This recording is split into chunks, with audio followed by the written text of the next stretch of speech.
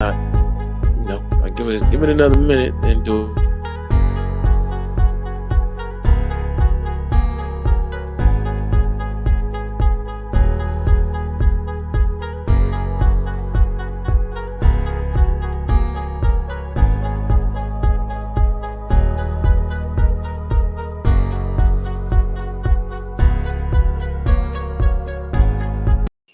What up, people? What's good? Salute.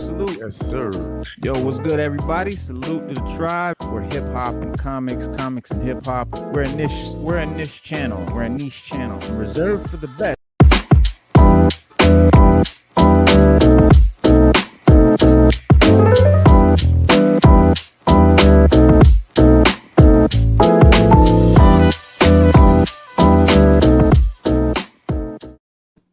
All right, what's good, everybody? This is Sixth Element of Hip Hop. I am Reno Noir, your host. This is my co-host Stu Dog and my other co-host MJ Multiverse Comics Parade. We got two very, very special guests in the house today.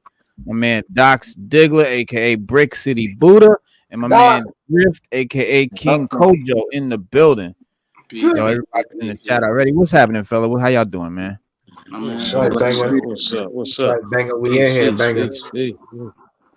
He's Corey Angel. What's good? Corey Edge, Candace Love, we in this thing. Candace Love, we in this thing. That's my wife, by the way. That's right. Miss Candace. Okay, all right. All right, wife. Candace, I'm gonna take my hat off. You clap my hand. I get my wife watch all the time. Man, I gotta fight, scratch, kick, do karate. I gotta turn into Neo from the Matrix. We gotta go at it like Mr. Smith and Neo. Man, it's all right though, man. Support. That's what I'm talking about. That's what I'm talking about. Man, we need to get her. She need to be on the damn show. We need to get her on here. I'm gonna take my spot real quick. Yeah, let her knowledge, man. Some wisdom and some understanding. I mean, that's right. So, what's going on, fellas? Mr. J Multiverse Comics Parade, you co-hosting on this one, you co-piloting, you brought these gentlemen to the forefront, man. Tell us how you met these dudes and how you got to know what they was up to. Well, just growing up in the hood, man, is you grow up with people that you kind of first multiverse, tell us where y'all grew up at, man. Let us know where y'all grew up at. That's important to somebody like me. Jersey, I'm man. just saying. Where at? I couldn't hear you. Oh, okay. Oh, you from Dirty Jersey? Okay. You from Dirty Jersey? Okay. All right. I just want so growing up in Dirty Jersey, you up north in Dirty Jersey. All right. So you meet these two guys, and now now you can elaborate. Yeah, man. It's like just from school, just connection, just family, and then once we all met, man, it just. I knew it was something special for the first time I heard either one of them rap, for the first time, and it was just amazing to me. You go from talent shows to showcasing and stuff like that, and I'm very, very proud of these two, and just everything that they've accomplished and everything that still is to accomplish that's up and coming. And I salute them. Like I said behind the scenes, I grew up, real close to my favorite rappers, you know what I'm saying? Because they right here and I grew up with them. So yeah, East Orange, Jersey, that's where we from. Don't get it twisted at all. You know what I mean? So that's dope. Newark, everything else around, but they know it's EO, man. That's where it's at, bro. Right. Well, Jersey's like that, man. Growing up in Jersey, everybody rep their section where they from. You know what I'm saying? So like, you got North Jersey, you got I got cousins, I got mad cousins that live up North Jersey, man. They from around the Chancellor Avenue area. You know what I mean? Yeah, it's Irvington. Yeah. So they've been up there for years, man. They moved out now, but my aunts and them was like, look, it's just getting too bad up here. So they left. They all went south, man, except for a couple of them. You know what I mean? But for the most part, I got a lot of family up north, man. I'm from Central Jersey myself, which is south of you guys. But You know what I mean? I'm from Trenton. I'm from T-Town. So, well, big shout out from. to So growing up, Rob Banger is has said it best. Rob Banger, Kojo. It's talent It's up a there. lot of talent. Yeah, It's a lot of talent up there. From what I found, from what I've known, from what I figured out and peeped from both Dox and Drift, you know, just your Instagram is alone and websites. It's a lot of talent. It's a lot of you know, creativity. Drift, first, where are you from, and what got you into the rap game? All right. First and foremost, shout out to everybody. Almost love and respect for even allowing me to come on the platform. I appreciate that sincerely. I'm from East Orange. My family, Ghanaian West African immigrants, so they moved to Jersey early 80s. I mean, and I grew up on Park Avenue, East Orange. I got my claim to fame from Freestyle Friday, 106 in Park. That was 2001. So for the young children, like they're not even privy to that joke. That's why. Yeah, no disrespect to the young people. My son don't even know what it's about. He got to see old footage. Nah, Drift, man. Drift, you gotta let him know, man. Because, I let him know. Right now, because right now they get disrespectful with it. Yeah, they get disrespectful with it. No, Drift, he know. Nah, because look, think about it like this. When we heard our parents' music, right? We never dissed it. We was like, all right, that's kind of fly. Right. You know what I'm saying? Right. But they hear the stuff, we grew up on, they be like, oh, that's old. Yeah, that's old school. Like that. You know what I mean? Like they totally just throw it out the window. Like damn, like, yo, like dang. So I get it, Drift. I get it. Yeah. So I get it, man. I mean, I got my claim to fame there. From there, I got signed to Warner Brothers. No, I got signed to Def Jam first. Okay. The person that signed me, Bimmy, they released him, so they released me from my contract as well. Unfortunately, I got another contract 2 years later with Warner Brothers. I had a marginal hit, novelty hit record. It was like number 200 on the top 200 charts. So I was very proud of that. Yeah. Drift, to even make it. I know people that didn't even make it on the chart. You on the chart, baby? That's you on the chart, hey, you on the chart. I don't care if you was 200, 199, 198. You on the chart, baby. And he was on spinning on BET.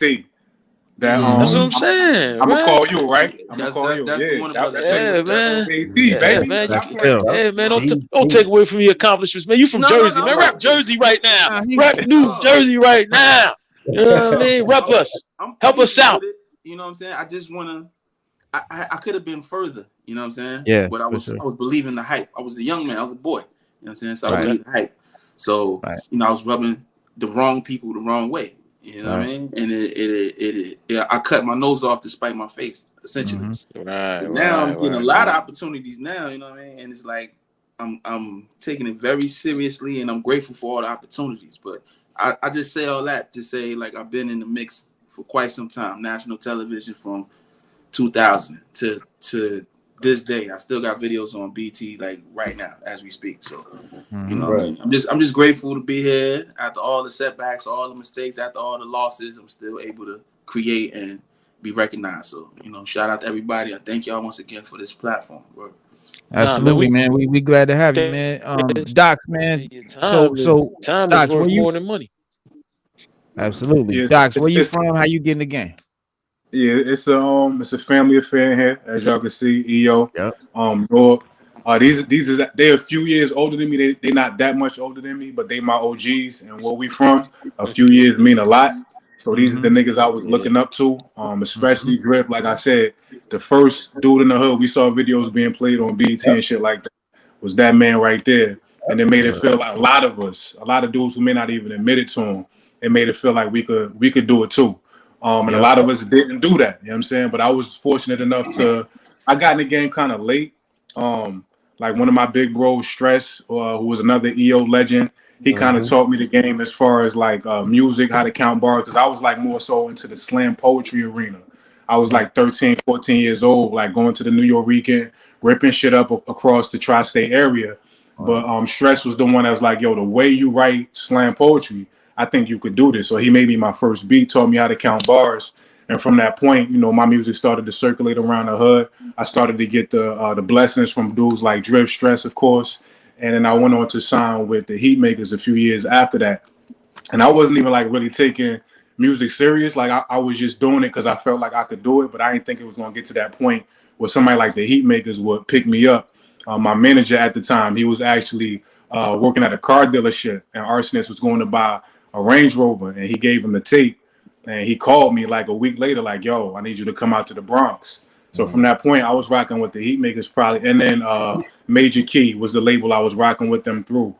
Paris Stewart, he's now like one of the top videographers in that game. At that point, he wasn't even doing videography. He had a small independent label. So I was rocking with them for probably about 3 or 4 years.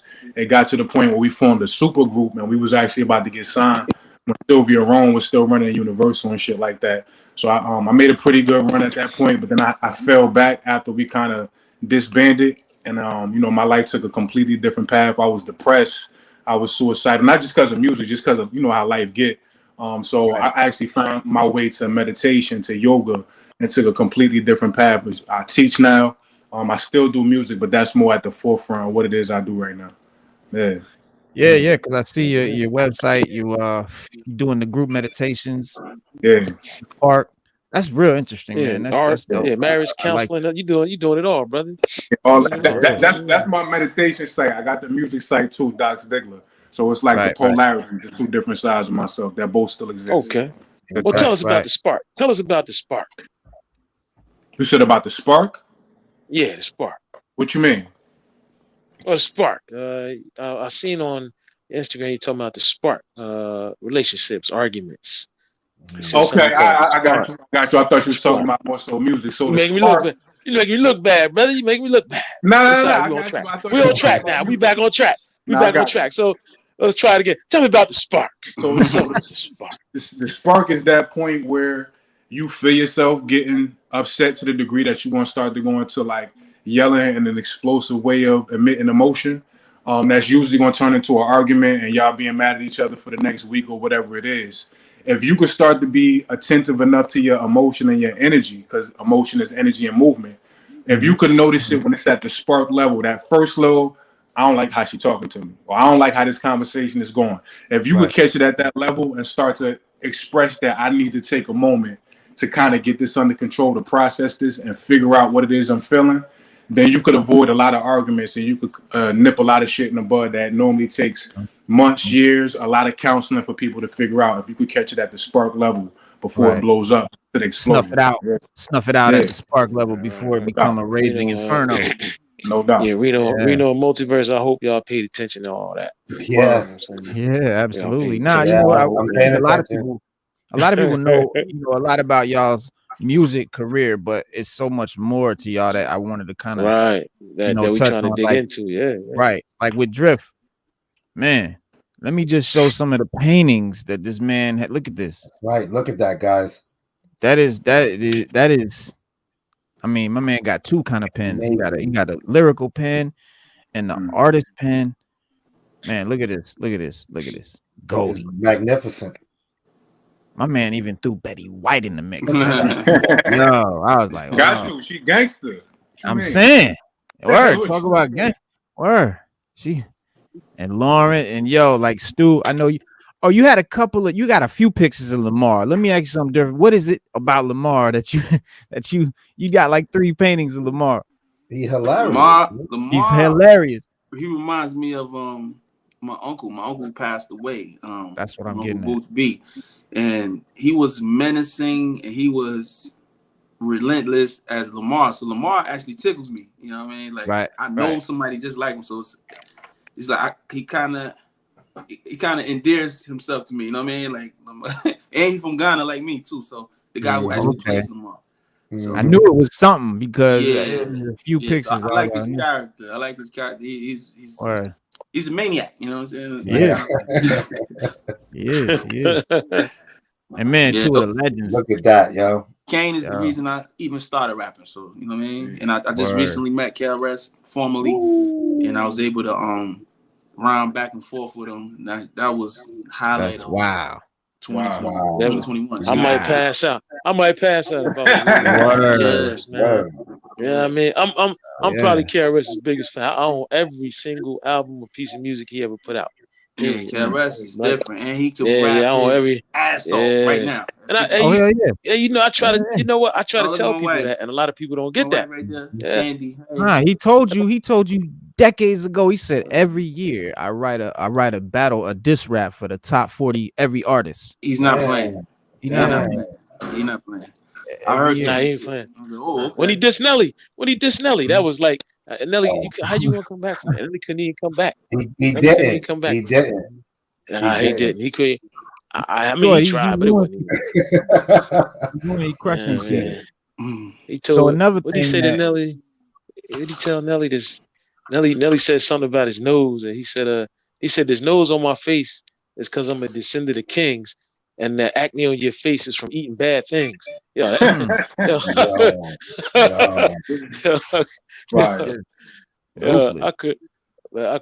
like, KRS is the man. It's just the man. And that's Nelly's fault because he wasn't even talking about Nelly at first. Nah, he wasn't. Yeah, the only thing, but he gave it to him. He said he was going to end Nelly's career, and he did not do that. You know what I mean? Nah. So, like you can't make statements like that and then don't follow through. You know what I'm saying? And he's an elder, so you know. Can I ask y'all something? Please. Go ahead. Who y'all got winning the battle between KRS and King? Oh, that's KRS, man. Battle KRS and King. Oh, I mean, Chris, man, Chris all day, bro. Yeah. Hey, I got draw. Draw. I got draw. Yo, people was overlooking. Especially when freestyle was spitting, bro. People was overlooking what you were saying. Okay, got lyrics. Wow. In front of the stage and let's go back and forth. Wow. KRS did not accept that. For real. And it's not an easy KRS. Well, you know what? Well, truth be told, if I had to pick one now, if I can pick a draw, I'll pick draw. I didn't know that was not, you know. 100%. Well, truth be told, Kane, I'm gonna be there. Truth be told, Kane and KRS is like real good friends, man. Like a lot of people don't know that. They real good friends. So like it'd be like your best friend, right? It'd be like you, because he, you know, I saw an interview one time where Kane was saying like when they was going through that Juice Crew thing, it was like, you notice, like he never said my name. Right. And he said, matter of fact, Kane said we were so close. He said, I helped KRS move into a bigger apartment around that. He helped him move. Yeah, he said, we carrying, Miss Melly. He said, we carrying big TVs and all that.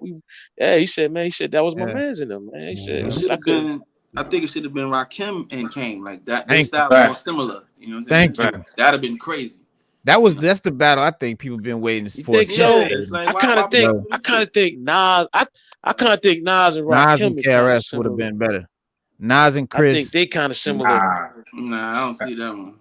KRS said, you know why? KRS said the only person that could mess with me is Nas. He said the only person in the game that can fuck with me. You know why? Because RZA said it best. Who said that? Said it best. KRS. Nas is, KRS, RZA said it best too. Nas is a master MC. And he been doing it, you know what I mean? Like he mastered the craft before he came out. Like where most guys come out and they most guys come out, they get better as they go on. But Nas had already did that. He already transitioned into Super Saiyan. Then he started experimenting. So he was like, you know what I mean? But he always says that he's imitating or he learned from KRS Rakim. Like he says, Nas said that. Right. He always says that. He always say, I learned because you gotta think. You gotta think before we heard Rakim and KRS, nobody was rhyming that complex. Like I mean, like I'm keeping it a buck. Like nobody. I mean, we had some dope songs being made. They was dope. The first one, Kaz was dope. But he wasn't as complex. I can't take nothing away from. Right? No, I ain't taking nothing away from nobody. I'm just saying like that style.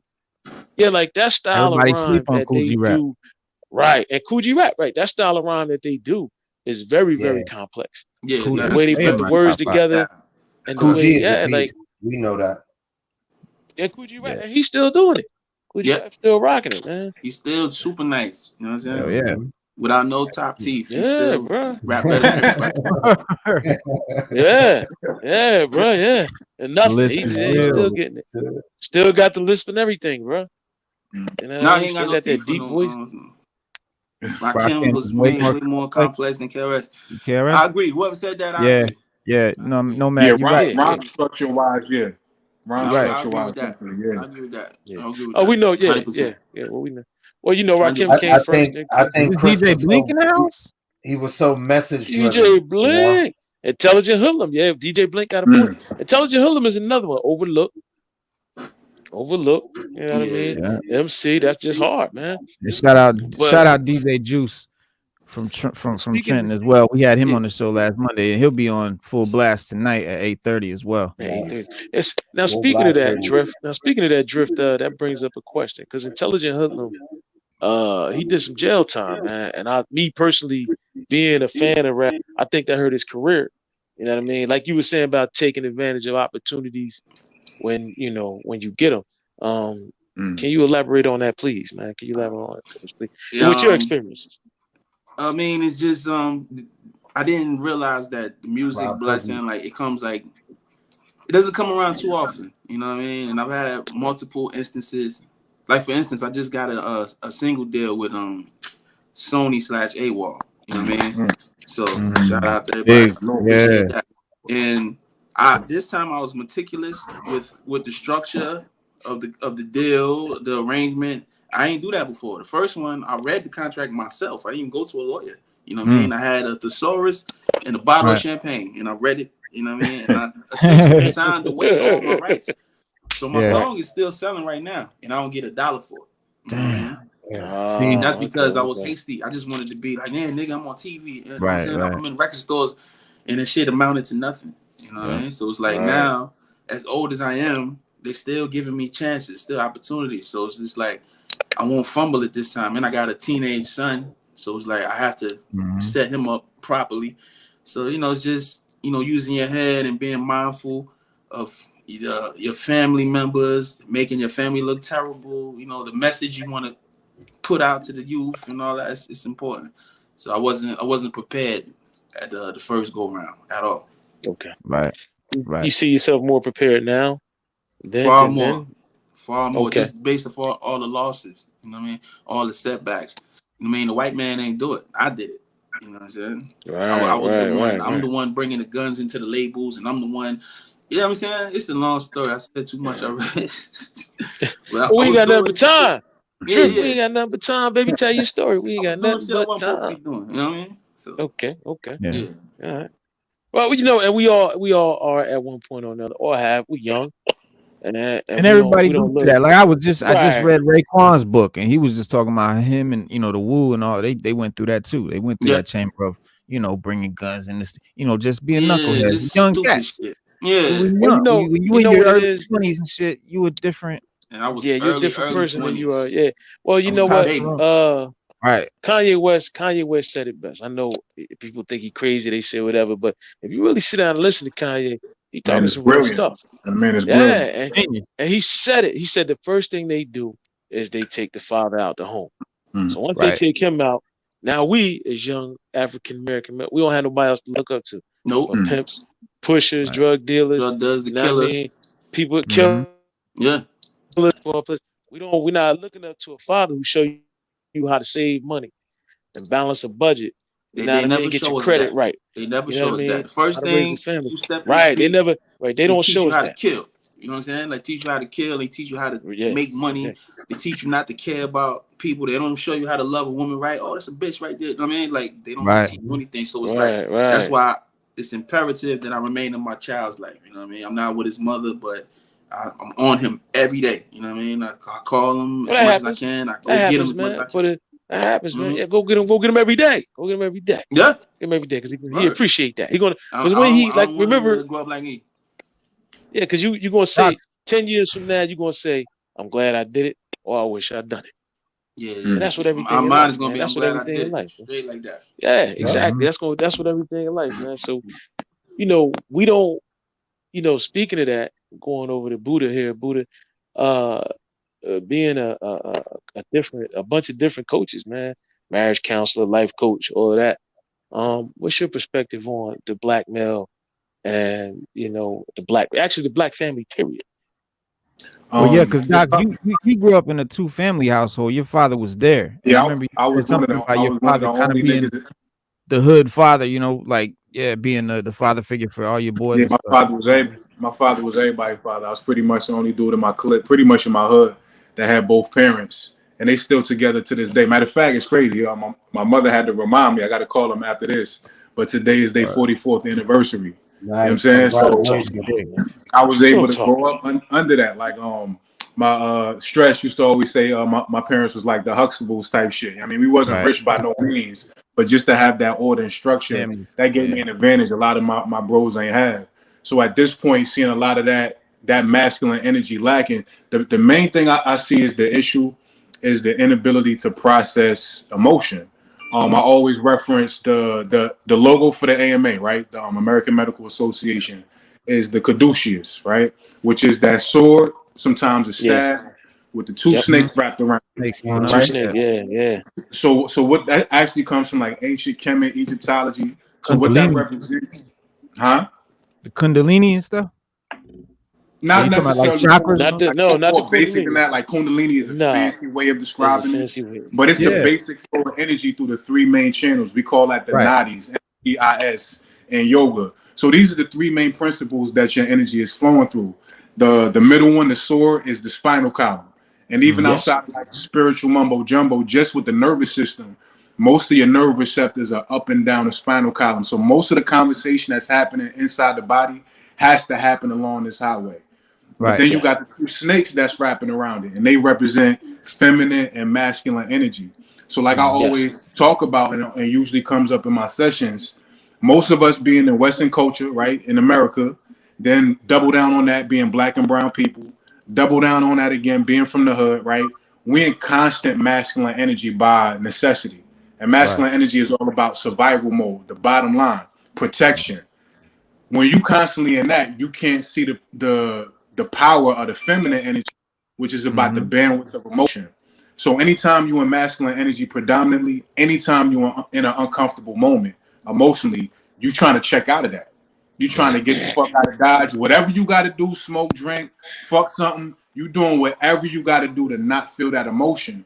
But when you start to tapping into the feminine energy, you realize those emotions is like little packages carrying wisdom in it from a deeper part of yourself. And you got to start to kind of like relearn how to just feel without one, figuring out how to get out of the emotion, and then two, figuring out how to solve whatever caused the emotion. You got to just be able to feel that shit. So a large part of my process, like my kidney had conked out, I had went blind at a certain point in my left eye, was on the verge of going blind in my right. All this was from not knowing how to just feel and in the moment in real time process the emotion. When you don't do that, it just piles up, cause the muscles to constrict, cortisol is developed in the system, and over time, your body just starts to break down. You know what I'm saying? And then you tack on the foods we eat, but just with the emotion. So a lot of black families, the father may know how to get the bread, he may know how to bring the money home, pay the bills, he may know how to fuck the wife good, part of my French, but when it comes down to being able to handle his own emotions and be able to be that anchor within the family, pass that down to his son, to his daughter, and be that in his bedroom, it really don't matter how well you do at everything else if you can't keep that emotional balance. And a lot of brothers don't know how to do that. You know what I mean? So that's the main thing. Well, Citi Buddah, those are the emotional, those are the psychological effects of slavery. Absolutely. Absolutely. When we were slaves, a lot of people don't realize that these things are taught. So it's passed down through your DNA. People don't believe it and they don't think it's true, but it is. So like when we were slaves, we were like the black man was the African-American male. He was the buck.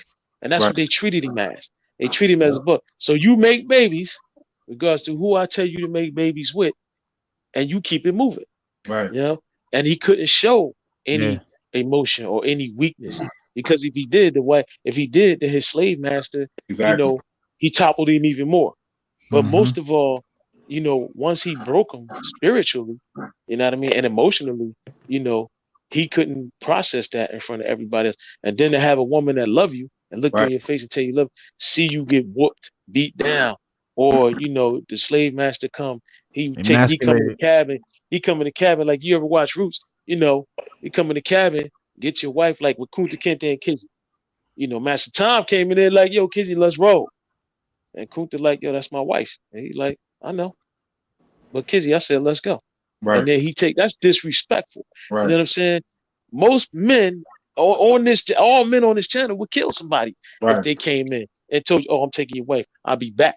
Like, it's emasculating. ain't nothing you can, right, and you can't do nothing. So, like, years later, not to cut you off, but years later, you're right. It's a psychological effect that we got to learn the process, but we got to break the chain. Like Tretch used to say, break the chain. Right. Breaking the chain of that consciousness, man, and creating a new mentality for our people to rise up.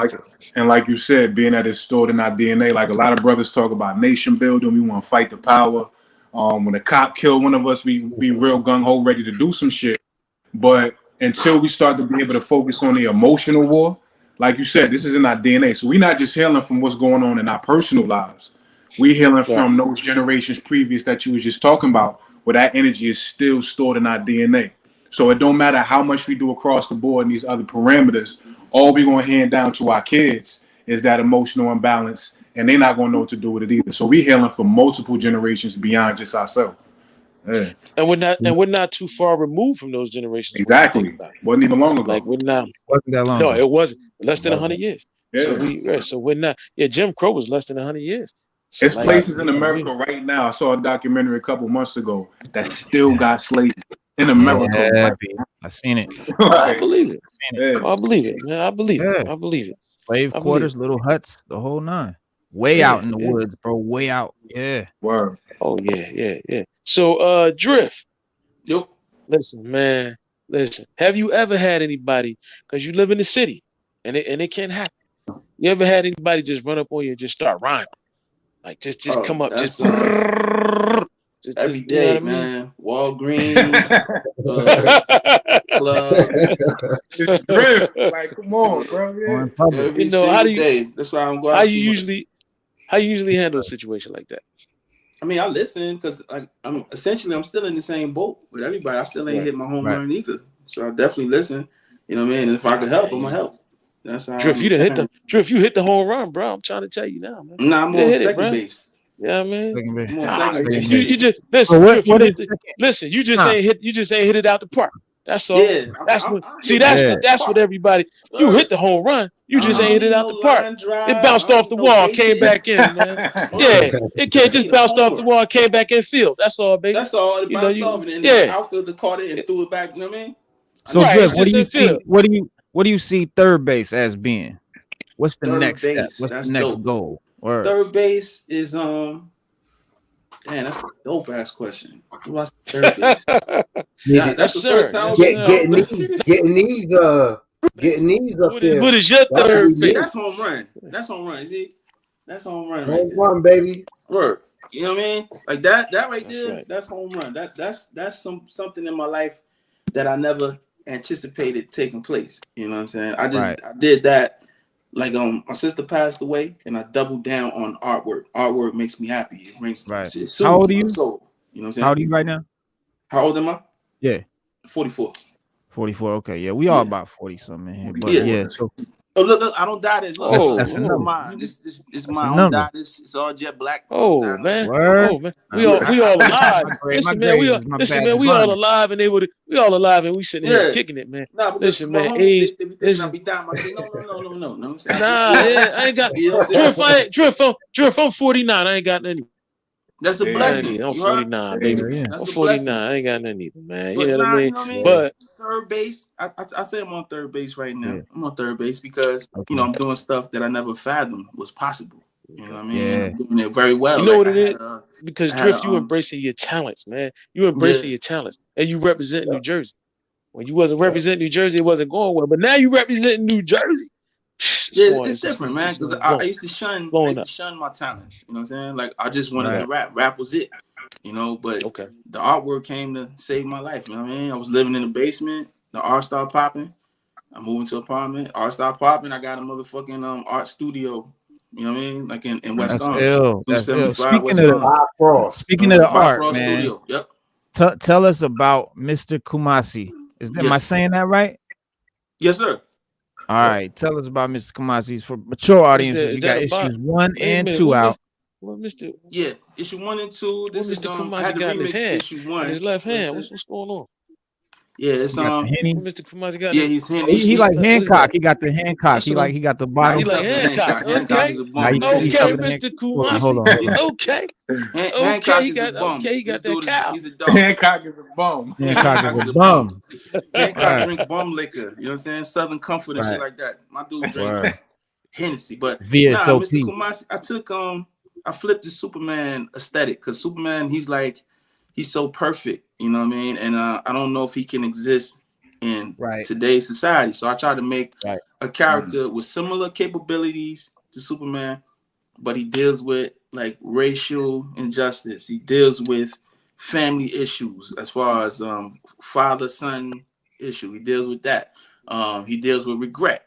You know, I tried to bring him into the real world and show how someone with them abilities would function. And would he be an asset to society or would he be a liability? You know what I mean? So that was my goal in doing the comic book. Now, I solicited to several companies. I think they're not ready to see, you know, a black African man with that much power and stuff like that because I've yet to receive a response. But, you know, fortunately, the comic book game is like the music game.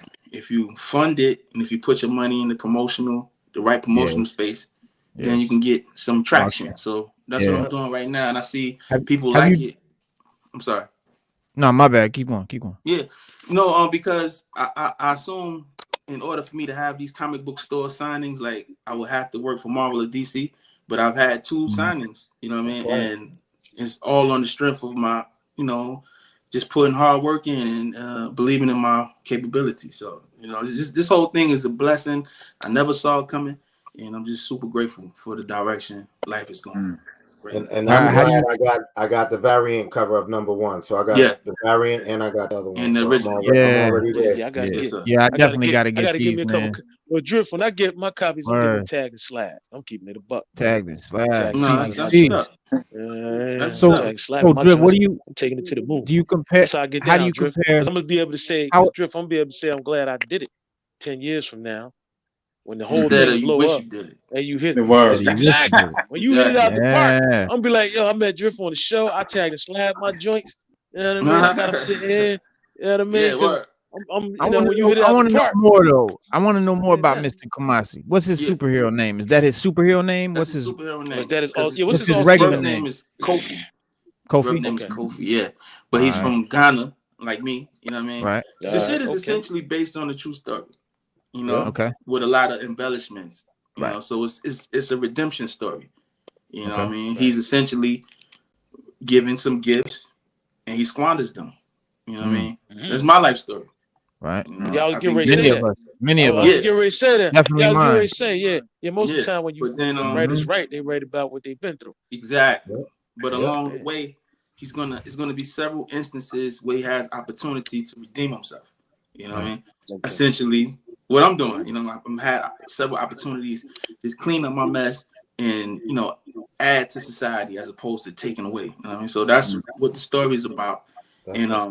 It's not moving as fast as some people would like. They want the redemption from the door, but that's not how life works. So you got to see, you know, the origin of the issue, and then you got to see the mistakes he makes, and then you got to see one instance that wakes him up, like, oh no, like, you know, I got to fix this. So that's essentially what the story is going. But a double down on the violence, you know what I mean? Because that's what comic book is, violence. Right. So I think it's way deeper than like you know Icon, right?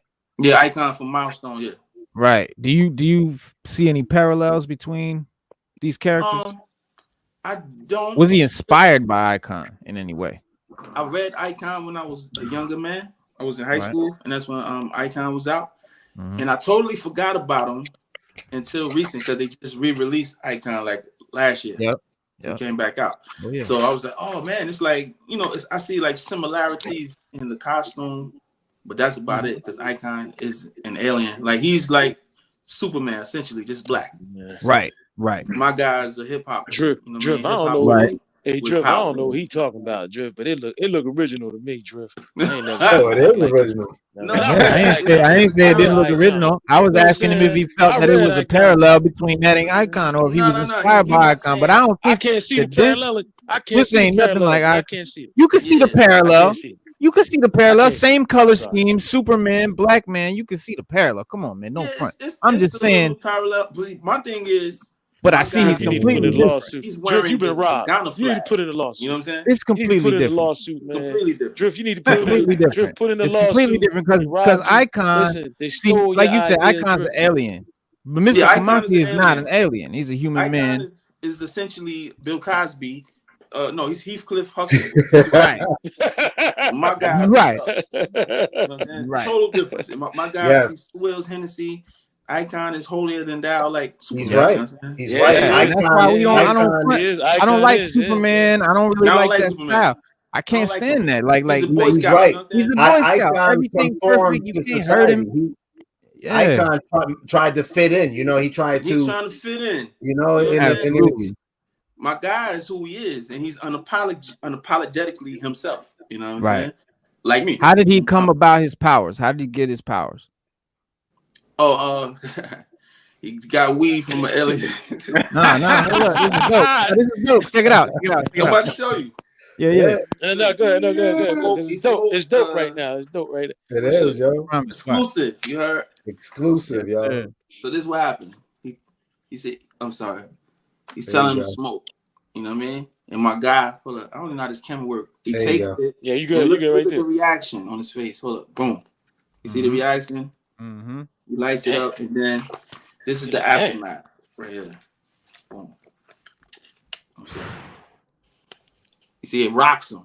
Yes. Okay. Boom. Look, see him go get thrown back. Wow. He wakes up in the middle of the damn sky. You heard? It's an ill book. It's an ill book. I'm trying to tell you. It is. Very ill. It is. And I wrote it.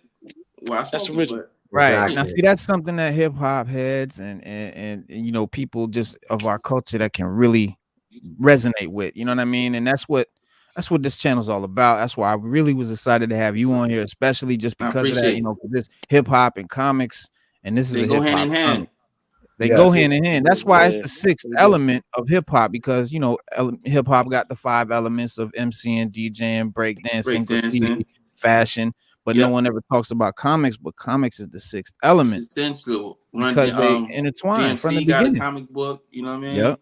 Who else? Like it's a lot of. It's a lot of.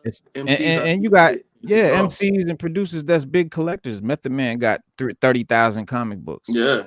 That's more than a lot of comic shops got. Yeah, I mean, exactly. That's a real collector, and it's a lot of collectors. A lot of, you know, like a lot of fans of hip hop don't really realize how many of the MCs, the people that they're fans of, are comic book collectors. Comic nerds, straight up. Yeah, straight up. I'm one. So it's been a correlation, man, since the beginning, and we definitely like to showcase that. And man, go get this, y'all, Mr. Kumasi. Where can they find it? Where can we find it? It's on Amazon. It's on Kindle. It's on comiXology.com. It's on my website, driftartandmusic.com. It's everywhere. It's everywhere. And I did that on my own. I didn't have to, beg the publishers to give me a chance. Yeah, so I was able to hustle and make it happen. So it's in 2 major comic book stores in this area, in the North Jersey area. So it's at Fortress of Solitude. Fortress of Solitude, Fortress of Solitude. That's downtown Newark, New Jersey, on University Ave, and it's in Eastside Mags in Montclair. Eastside Mags, yeah, Eastside. Cool, you got to get them over there in Wade's Comic Madness, man. Yeah, if I can find where they are, I'll pull up ASAP. You know. Yep, that's after the show. Hang out. After the show, hang out. We got you. You know what? Yeah, that's a good idea too, because Drift from getting real cool with my local comic shop guy. You know, me and him are getting real cool. So I would like to get it on the West Coast. You know what I'm saying? That's right. That's right. They love the marijuana life over there, so they would appreciate. Yeah, they do. That would be the perfect book over there. Yeah. Introduce my man Miguel to Drift and show him the books and stuff, you know. Yeah, I will appreciate that. You know what I mean? However, I can compensate you, I will for the connection. One hand wash the other. Look, just make sure that every new one I get me one. That's all I be. Yeah, that's care of. I need those. Yeah, listen, man. We had the world famous DJ on here last week, and he was just talking about that. He was just talking about everybody helping everybody. We all pull each other up. We gotta support each other. We definitely he was just saying that.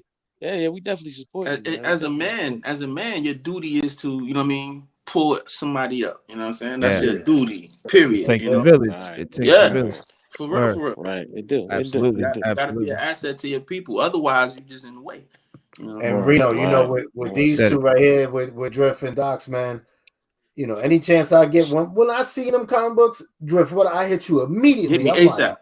Like, yo, I got to have that. I'm like, yo, I need that. Let's go. So did you enjoy it? Though you never told me if you liked it. Yo, I did. It's magnificent. You know, I put some gloves on. I just went through the pages real quick, through the story, you know what I mean? And I put it up because it's not. You did say that. It's not to be handled, you know. I mean, say you put gloves on to handle it, yo. Pound that day. I remember you did say that.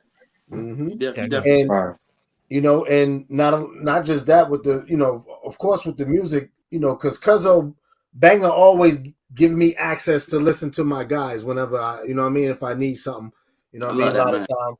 And shout out to Kojo, he watching this shit. Right Banger. shout out to Kojo, man. Banger. Banger in the building. I remember I told him I'm about to put him on blast right now. I told him I had a problem at his show or whatever. I'm like, yeah, I'm gonna go down to the show, but you know I got beef in that area.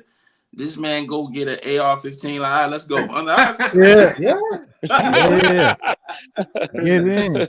Hey. Yo, I remember we was out somewhere and dudes from Elmore, I think it was Jason. He talking about, oh, I had a problem with such and such, whatever.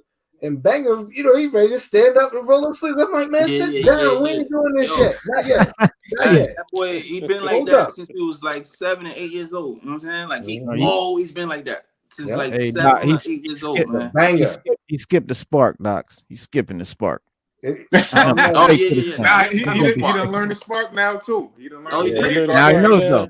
Now we know. Okay. No, he did learn the spark. Knowing it's half the battle. He did. I was gonna jump on one of our guys and he checked me. He taught me up for like 30 minutes. And then he's like, all right, now come over here and smoke. I thought he taught me up. Word. That's my brother. That's a friend. Yeah. That is a friend. Yeah, that's my family. Like I know him longer than that's family. Everybody on earth, family, bro. You know what I mean? Like because you have my remaining childhood brothers. You know what I'm saying? So, yeah, because you have your blood relatives and then you have your extended family. Right. You know, he's more my family than some blood. Right. And a lot of I was gonna say. Right. You know, I told him to his face. You know, and always been. He always been. Like he never changed on me. I think he got mad at me one time in like 40 years. You know what I'm saying? Like once. So I love that kid. I get it, man. Yeah, give or take 1 or 2 times. You know. No, might 2 times. Tops. Brother. If he get mad at you, it's for your own good. So. Yeah. It's never no. He ain't talking down. He ain't kicking your back end, and nobody gonna tell you. Never. That's what I love right there. Because I'm the same way. If I'm feeling away, like you're gonna know it. You're gonna know it. And then you ain't gonna be wondering like, is he fuck with me? Like, nah, nigga, I'm not. Like, you know what I'm saying? I'm gonna tell you why. You know what I mean? And hey, Reno, that's why we love each other like that. So. I was gonna finish, and you know, like as far as the comics and music with Drift and with Dox, shit, I hold solo listening parties, man. Dox, I be just jamming, just got shit by the pool. By the pool, like yo, let's go. It's Dox, going live. Like everybody needs to hear this, yo. For sure. Word up. And I wanted to ask Drift real quick. Yo, who was your favorite comic figure outside of the one you created? Favorite character, you mean? Yeah, in comics, yeah. Dang, that's a good question. I always wanted to know that. Oh, damn, Spider-Man. I'm bugging. Spider-Man. Okay. Wow. Spider-Man, okay. My father calls me Spidey. He's been calling me that since I was a little boy. With Spider-Man, he's like his heart is too pure sometimes. You know what I'm saying? It gets him in trouble. You know what I mean? Because he cares so much that he will put himself on the back burner just to make sure you're okay. And my sister just cursed me out about that about 30 minutes ago. She was ripping me like, yo, use your head and not your heart. She's like, your heart is bigger than your body. She just said this to me less than 30 minutes ago. And Spider-Man's the same way. So he's my favorite. You know what I mean? Yeah, because great power comes great responsibility. That's the realest shit ever. Yeah. And the symbiote couldn't even mess him up. Like couldn't even mess him up because his heart ain't the devilish heart. It's a pure heart. Yeah. So, like, so are you more of a Marvel guy than a DC guy? What's your favorite DC? You hate DC. I hate DC. I knew Stu was about to ask you some DC shit. Ask me some DC shit, but I hate DC. Time out. Yo, them niggas, they do too much. They do too much. They do unnecessary shit. I didn't like them since I was a kid. Yeah, that's the whole reason for DC. They killed. That's the whole reason for DC. They had that motherfucking 1-800 or 1-900 phone number to kill Robin or let him survive. Why that was the fan. Kid, first off? All right, well, I'm gonna tell you. All right, hold on, Drew. I'm gonna build on it. I'm gonna build on it for me. Yeah, Bill, let me know something because I'm lost. All right, check it. Okay, when you got Batman and Robin, right? Everybody that read the Batman comics always thought that Robin was like a hindrance to Batman, and so it was this. Everybody liked it. Dick Grayson. Grayson. Yeah. So at the time, Dick Grayson left and became Nightwing. And it was dope. Right. And everybody was like, "Oh, Nightwing is dope." So then he got Jason Todd, and then he went through a couple routes. But when he got Jason Todd, people hated Jason Todd. They didn't like his attitude. They didn't like what he stood for, and they hated the fact that he wouldn't listen to Batman. Like Batman, when Batman checked Dick Grayson, like you just said with you and your boy, like you did something, crazy, and he checked you on it. Like, yo, that's how we get down around here. And so that's what Batman would do to Dick, and Dick would be like, you know what, you right, man. Right. And it was family like that. You know what I'm saying? Just like the conversation we just had, that's Dick Grayson and Batman. So that's you and your childhood friends. But now you get a new guy, he come in, and you checking him, but yeah, he like, I hear you, man, but I hear you, man, but I ain't you know what I'm saying?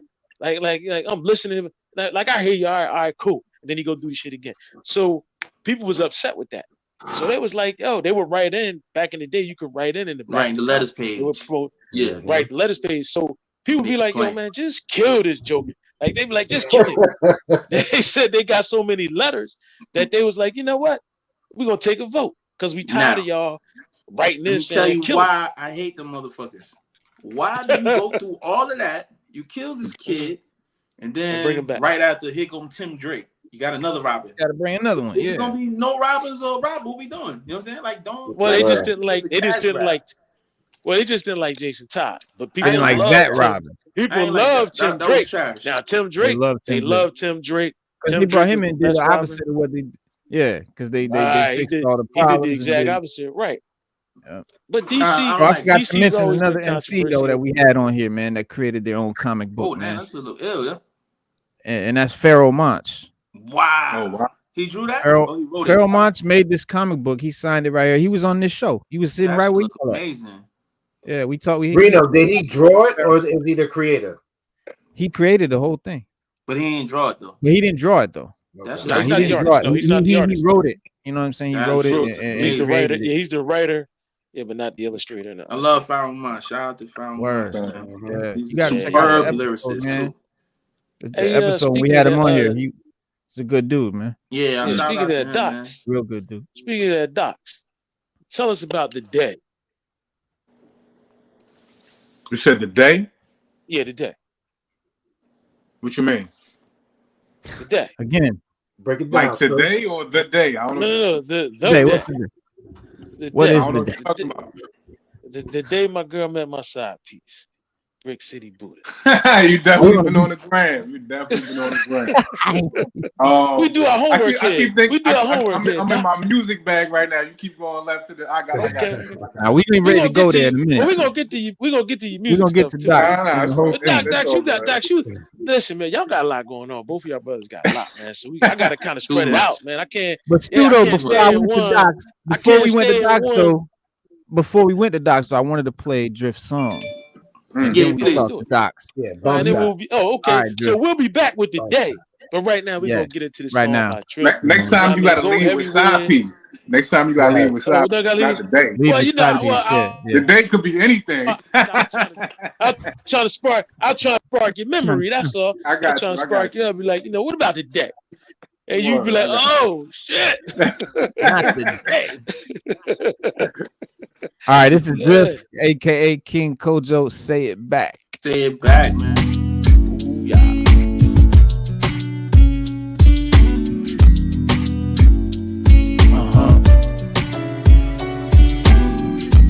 I told her I love her, she ain't say it back.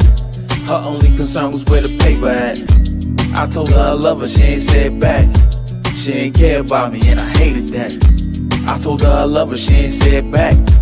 Her only concern was where the paper at. I told her I love her, she ain't said back. Now I leveled up, she can't take it back. I make bread and I break bread. Get your face trying to take bread. Up in Jersey, Hershey, what Mate said. Keep the grass cut so you could off a snakehead. You know the game, these the lame. My fun stack got the hunchback like Notre Dame. Ready, your navel, head of the table like Roman Reigns. I've been socially distant way before the corona came. Was bugging in school, dozens of tools. Every time yo I recover your jewels.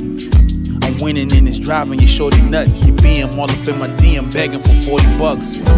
I told her I love her, she ain't said back. Her only concern was where the paper at. I told her I love her, she ain't said back. She ain't care about me and I hated that. I told her I love her, she ain't said back. Her only concern was where the paper at. I told her I love her, she ain't said back. Now I leveled up, she can't take it back. From the slum, all my homies sick cause I won. My enemies is over 40, taking pictures with cause it's bum. Pick up your issue, just run. It'll be bass in your face when you get. See I'm from the soil under it. That little hump, it's every man for himself. On my Royal Rumble, yeah, I rap and I rock and roll. But my pocket swole, neck looking like I found a leprechaun pot of gold. Playing on my phone, yeah, I knew he was in his right mind. Knew he was. God, despise how I'm truly just fly. These are Diamond District hearing, yours a beauty supply. Come on, bro. I told her I love her, she ain't said back. Her only concern was where the paper at. I told her I love her, she ain't said back. She ain't care about me and I hated that. I told her I love her, she ain't said back. Her only concern was where the paper at. I told her I love her, she ain't said back. Now I leveled up, she can't take it back.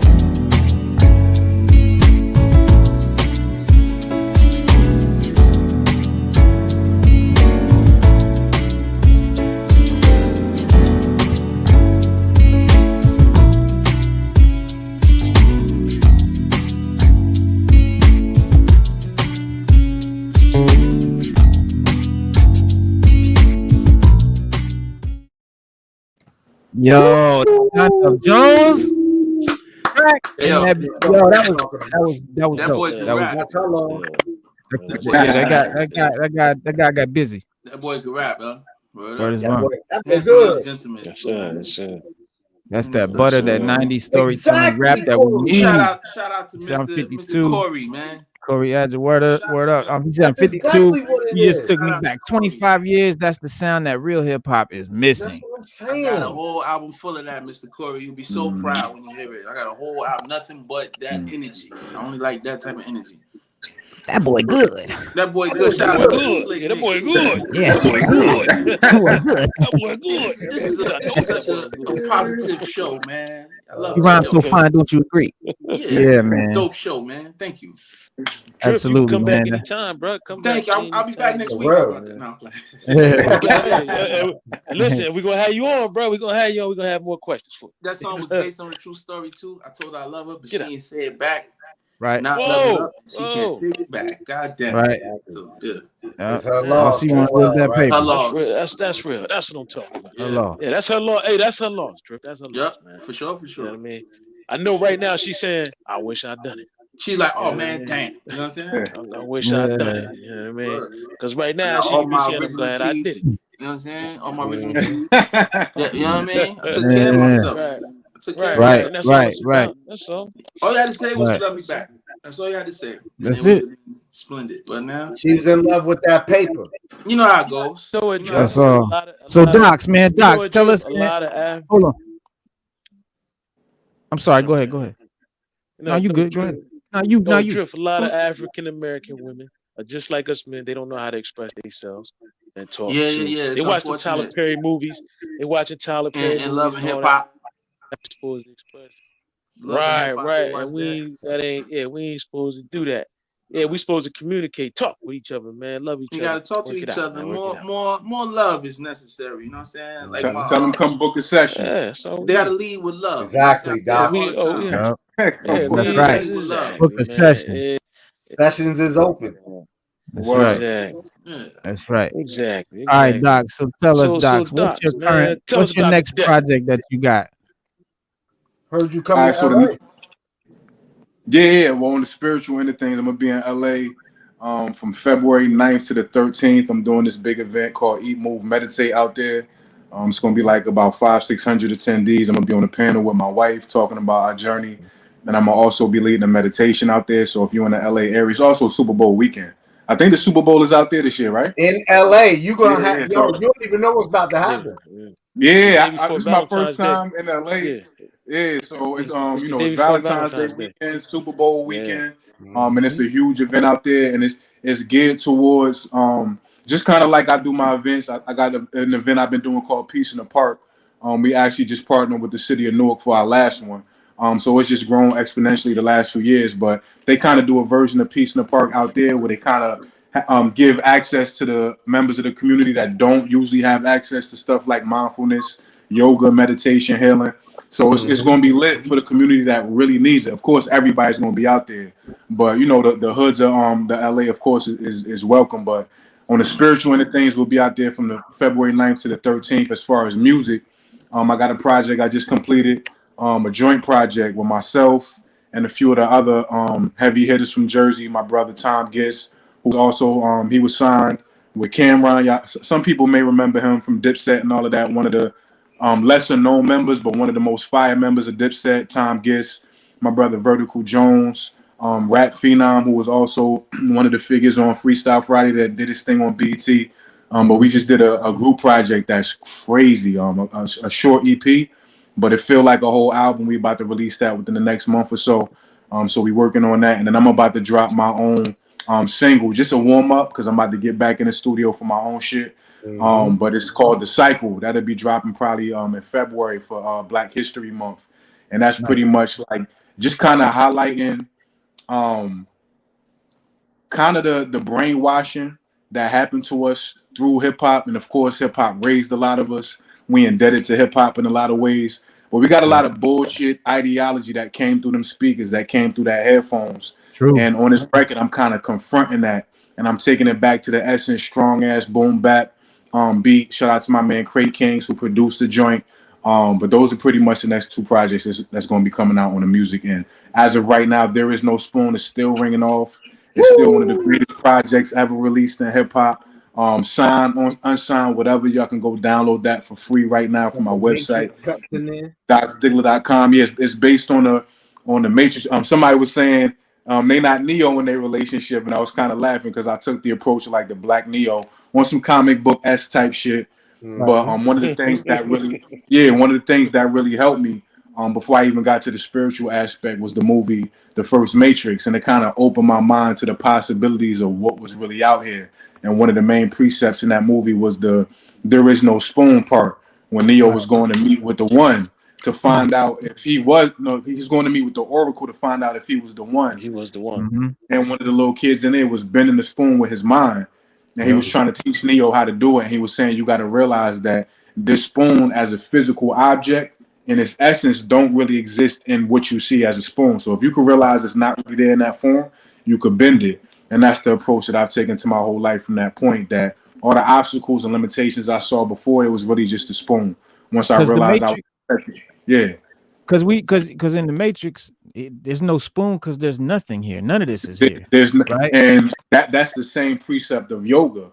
And even science corroborates all of this. Like I was a big quantum mechanics nerd. Even when I was hustling and all of this shit, I just had an affinity for like quantum mechanics, the atomic world. Okay, Dox, we can have a whole conversation, man. We lit then. We lit. We're building now. Yes, sir. We can have a whole conversation about quantum mechanics. I'm into that too, man. I'm into that. And being that I had that in pocket before I got to the spiritual aspect, I realized a lot of it lined up. You know, the science talks about the Big Bang, that nothingness got so dense that it exploded into what we know as the universe. This is the story of Shiva and Shakti, that source, God, whatever your name for that is, it took an inhale and breathed out, right? And source being nothingless, formless, thoughtless. It's pretty much the same precept. So a lot of this shit lines up across the lines of spirituality and science. And I put all of that into the album, There Is No Spoon. So definitely go check that out. It's not like a overtly conscious backpack thing, and that's no diss to anybody that's heavy on the backpack shit. But a lot of times those type of artists lose their connection to entertainment value. Yeah. So you're still gonna hear a lot of wavy ass shit. You're still gonna hear some trap beats. You're still gonna hear some things that you're gonna have to listen to maybe 100 times before you realize that's what he was talking about. Because on the surface, you was just doing this shit, right? Right. I kind of all of that up into the album There Is No Spoon. Well, tell me about Scout's Honor. So Scout's Honor is actually the record that kind of pulled me back in. When I first started recording again, I had no plans on ever doing music again. Like I thought I was retired, and I had a record, I had a hook in my phone. I was going to call somebody, I hit the wrong button, and that hook just started going off. I'm like, you know what? I need to finish this, not to get back in the game, not to try to pop or no shit like that. I just needed to get it off my chest. That record turned into Pressure, and that's the record that got played by Premier, that got me on the Sway Show, and that kind of led me back into starting to make music again. So Scout's Honor was one of the first records I did. Shout out to my brother Vertical Jones, who was on this new album that's about to come out. But you know, he had the beat. Within 10-15 minutes, we had the song because it was like that visceral response to what he had created sonically. So Scout's Honor is just like a stream of consciousness of like that middle ground between me transitioning from the street shit, from getting myself together to starting to get more into spirituality. Yeah. I seen you on Sway, man. That was dope. Yeah, go check out my Sway episode if y'all never seen it. Definitely one of them ones. Definitely. Yeah. Well, I want to play. I want to play Scout's Honor. Yeah, let's get it. I watched that. I want to play. Was dope. That was dope. I want to play Scout's Honor for y'all, man. Y'all check this out, man. This is a really dope track, and this is the album cover that we're gonna see. It's not a video, right? It's just the song. But I think it's the video. Cover. Is it? All right. Well, here I'm gonna play it. If it's just the album cover, that's the album cover. If it's the video, let's open it. But all right, here we go. Scout's Honor.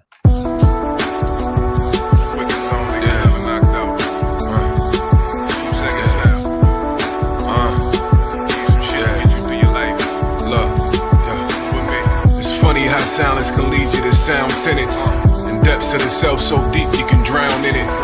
Reading about Kemet, Kush screaming like loud tenants.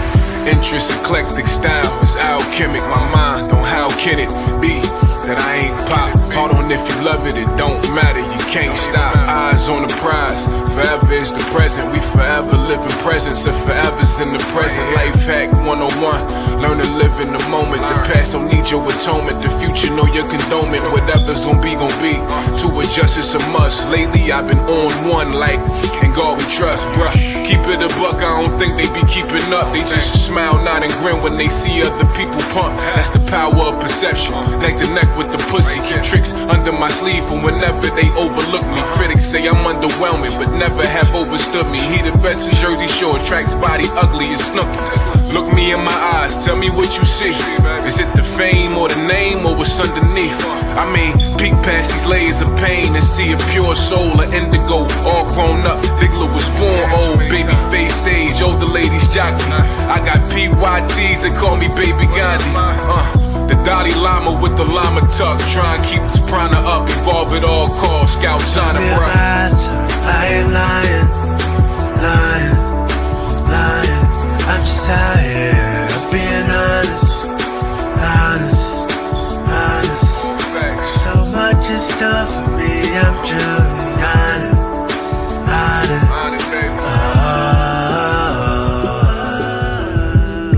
Scout's Honor. Talking. Former friends fallible, none of these chicks spousal. Problems insurmountable, only I'm accountable. Turn potential energy kinetic. Yo, listen, y'all. I found the video to it. Run it back. I'm gonna run the video, man. Yeah, that was getting butchered a little bit. Yeah, run the video. Yeah, it wasn't sounding right. Yeah. What is long? Nah, it came out good actually, and it came out so dope. So we got 2 people that asked what's the Bifrost info. But y'all can talk while I get the video. And shout out to my brother Paris who shot this, Paris Stewart. He done did videos for Diddy, for Rick Ross, Tekashi. Like he's like one of them dudes now. That's one of the brothers I was talking about that co-own the label. My first deal through the Heat Makers. So I still work with him. He charges an arm and a leg, but you know we go way back. So he held me down on this. We actually shot this. we actually shot this like the second or third week of quarantine. So we were sneaking everywhere we had to go. We had to sneak on the beach at like 5 o'clock in the morning. We had to sneak in different parking lots and all of this type of stuff. They had it all shut down, right? Yeah, everything was shut down, but we got it done. I had no idea if we was going to be able to finish this joint, but we got it done, and it turned out to be a gem. So shout out to my brother Paris on this. Okay, that's what's up, man. That's what's up, man. Now, well, can you tell us about the day? Video, man. DJ Juice said to tell Do It All. He said, "What's up?" So when I will.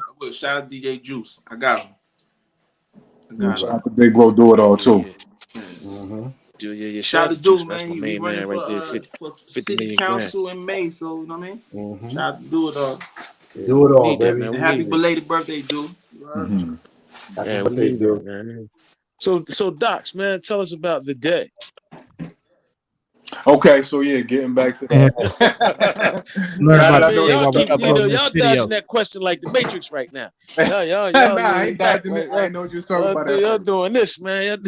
But that's like my mode. That's how I teach. Like, of course, I know a bunch of different techniques. I studied a bunch of different modalities, but I realized the thing that resonates with people the most is hearing your story, and vice versa. That's how we learn the most. So, I done definitely been through my fair share of shit, growing up in a 2-family household and then going into the streets, college, athletes, sports, a bunch of different stuff.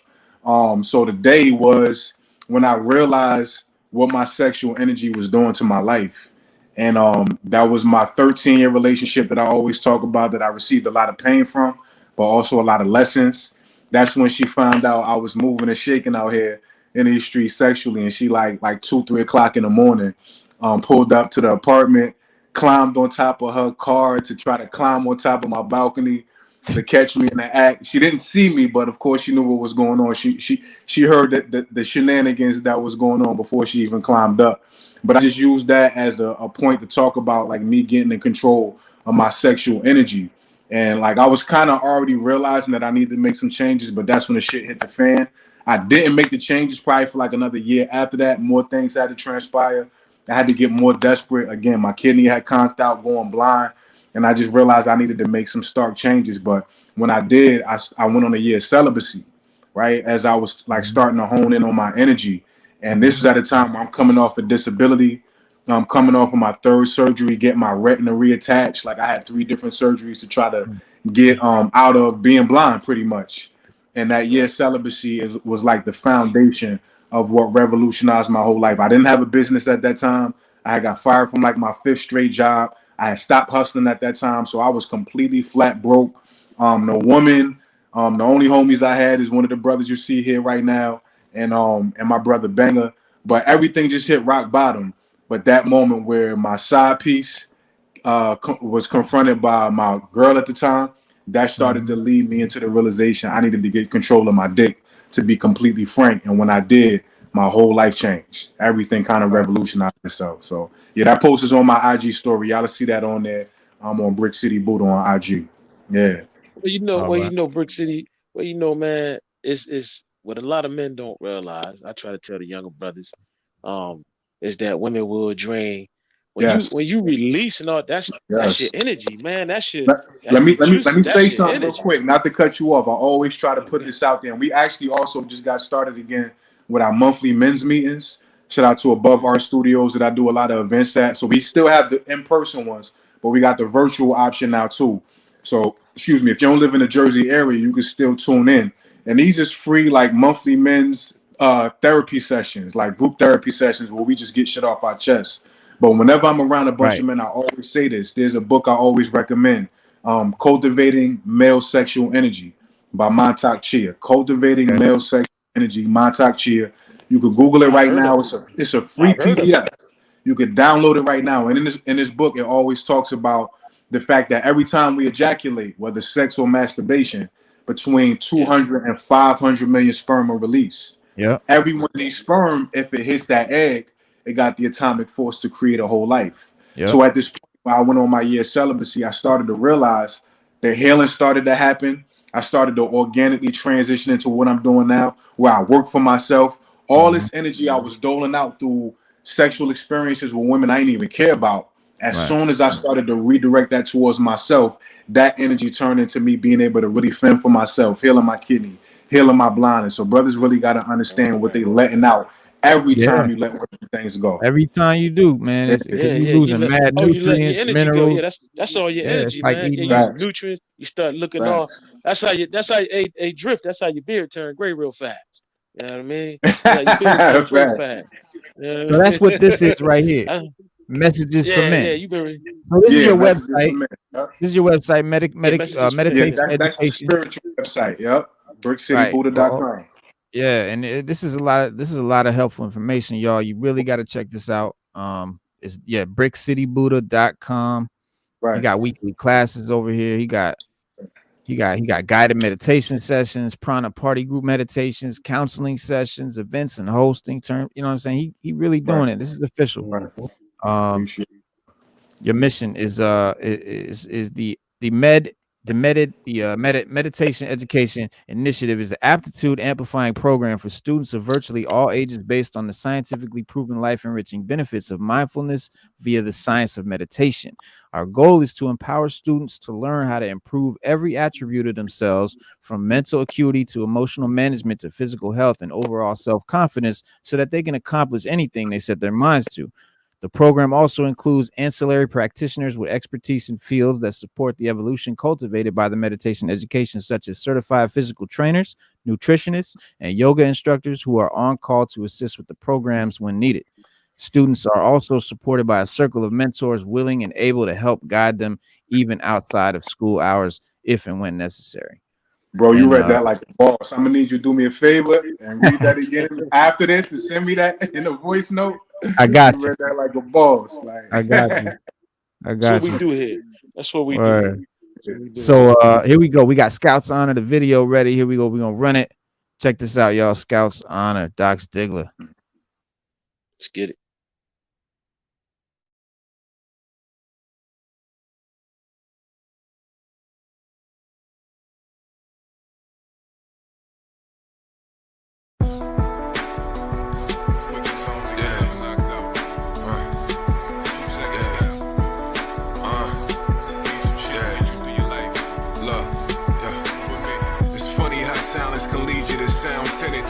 And depths of the self so deep you can drown in it.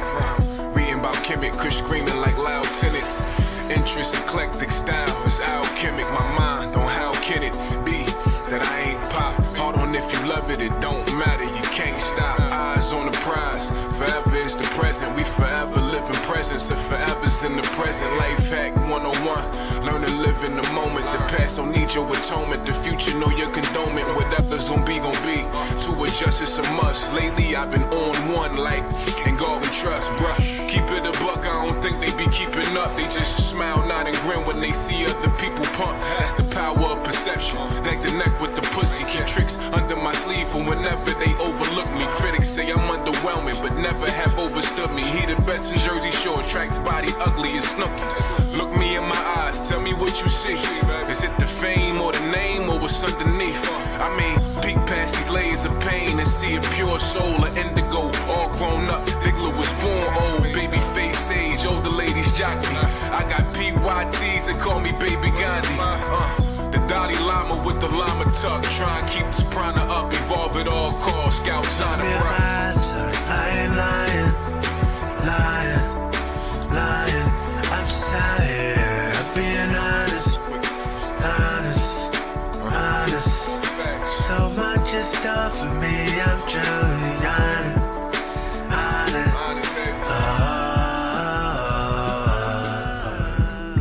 Scouts talking. Former friends followable. None of these chicks spousal. Problems insurmountable. Only I'm accountable. Turn potential energy kinetic in an hour to empower blue skies from them gray clouds is powerful. The negativity is tangible. The hate is palpable. That type of shit, how you doubting what you amounting to? New obstacles daily, I'm skeptic what you amounting to. On the way to the peak, ain't ever rest. I'm out and moved on the precipice, cans full of green, no Mountain Dew. Hella high grade, was the game fuel? Thinking hella high water, make this slang move. And my shit lit, voltage busting through the dang roof. The dang blue, far too frequent, even taking off whole heads. from the city of live wires and constant cold reds. White out every block, school of hard knocks, move dope ed. 10 toes down so long, nigga, my soul bled. I made the song cry the same time my soul bled. Crawling to the finish line while dragging 2 broke legs. Stonehenge sturdy on top, see turvy turf. Coming out the barber clean, the product of dirty jerks. Look, I'm Dalai Lama with the llama tuck. Trying to keep this prana up, evolve at all costs. Scouts on the run. Lying, lying, lying, lying. I'm just out here being honest, honest, honest. So much is stuff for me, I'm truly honest, honest. Scouts on, look me in my eyes, lying, lying, lying, lying. I'm just out here being honest, honest, honest. So much is stuff for me, I'm truly honest, honest. Scouts on.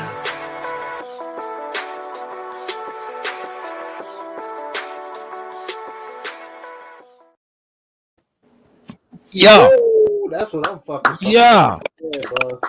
that's my shit. I like that. Yo, like that shit is official, son. That's hip hop.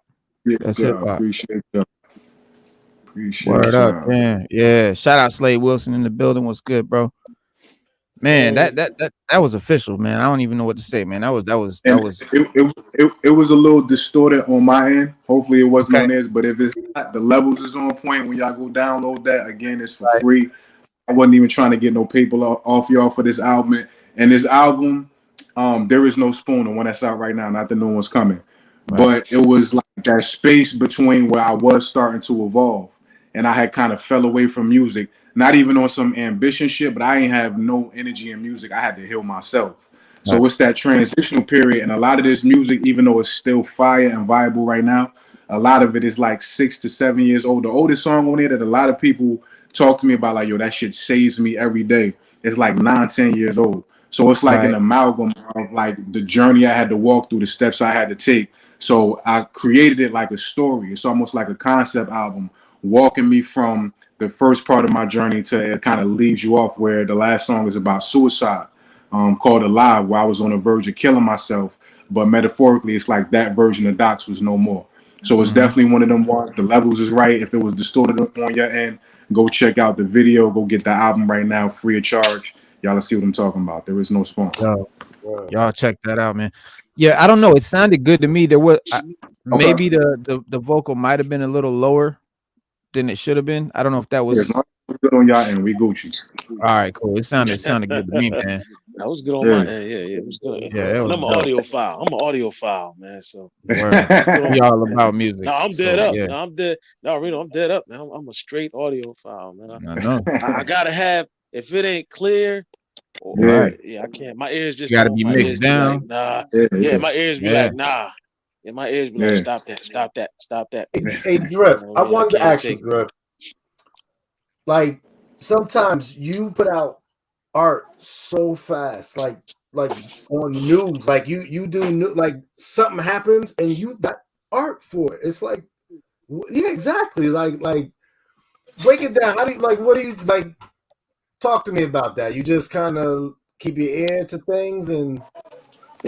Well, at this point, it's like when somebody passed away, my phone rings. You know what I mean? Like they call me, like, "Yo, you heard such and such," and so that's my way of paying homage to the universe. Just showing love to the person who passed away. You know what I mean? It's love for their family. Love to their fans, supporters. It's never nothing else. It's like, I don't get money for doing that. Money does come from it. Like people seeing my capabilities, and then they want me to do stuff for them personally. But it's just my way of honoring and showing love and respect. That's what it really is. That's what's up. Yo, Drift. Can I ask you another question? All the time. Yeah, because I'm still a fan, bro. That's love. I'm always respect. Do you have a favorite piece that you did? I did. My sister, when she passed away, I did one like 2 days after she passed, or 3 days. She passed on a Thursday, so Thursday, Friday, Saturday, Sunday. My sister, I was able to do that, and that shit alleviated a lot of the just the devastation. You know what I'm saying? And, I could look at it, and she still looked like she about to say some slick shit to me from the picture. You know what I mean? That shit. My favorite piece is for my baby sister. You know, I got it on my neck like twice, so I'm about to get it one more time. I had three charms with her face on it, but you know that was my favorite piece I've done thus far. And as far as the celebrity joints you've done, what's one of your favorites of those? Celebrity pieces. That's a damn good question. Celebrity piece. I like the Nipsey art I do. You know I was about to say that Nipsey boy. Nipsey meant a lot to me, and Nipsey taught me a lot about myself, the passing. You know what I mean? He was at his establishment, and he was there helping somebody. He was there giving someone who just came home from prison clothes. You know what I'm saying? And then somebody walked up. You know what I mean? It's just people kill who God sends to save you. You know what I mean? So it's just like you gotta keep your like my sister said, use your mind more than your heart. You know, so Nipsey that resonated with me. That hurt me a lot. And to see the footage of it, you know, that bothered me tremendously. So you know, that shook any art I do for him, shook the whole nation, man. Yeah, it was very devilish. It was like watching a demon on camera. It was evil, you know. You know what? You know what? Well, my mother, I didn't, and this is true, and I think everybody here could resonate to this. When I remember when Marvin Gaye got shot and his dad killed him, and it came on the news that night. And I remember my mom watching it, and she started crying. Like my mom was like devastated by it. Yeah. At the time, I was young, bro. I couldn't understand it. Like I was like, wow. Like first I was like, well, who was Marvin Gaye? Like, and she was like, she sent me to bed. She was like, just going on a little bit. And she was real hurt by that, man. And so, like, you know, then when Luther passed, you know, I was a little older and I kind of understood a little more, but it didn't really resonate yet because like Biggie hadn't died yet, and Tupac, and I remember, you know, my mom and her friends, they was hurt by that, like it hurt them to their core. And so, like, when we started losing, you know, our artists and my generation. Right. When we started, I ain't gonna say, I just say we started losing artists. I'm not gonna say our artists, I say the artists from our generation. When we started losing them. That's now our I artist. see why. Right. Now I see why they felt that way. Like I feel that, right? You know what I mean? Like when Nipsey died, I felt that.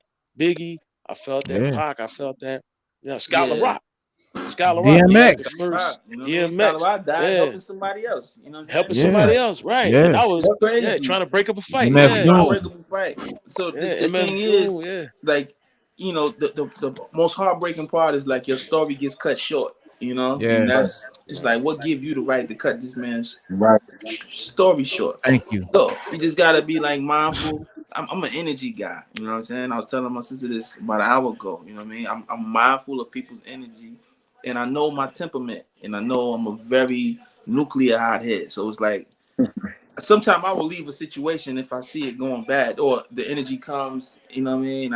I'll leave. I'm like, you know what? Because I'm gonna end up in jail today, and you know I don't want that. So you know it's a scary thing just dealing with people, and you know you never know what somebody's dealing with, and I just try to be mindful of that and give as much love as I can. That's where the art comes in. I just try to spread love, pay homage, honor people, and that's what my life has become, you know, and I like that. So. It's amazing how you immortalize them like that. Flavor in your ear. You see that, Reno? Yeah, Drew. I see that. It's a request. We're gonna have to run that.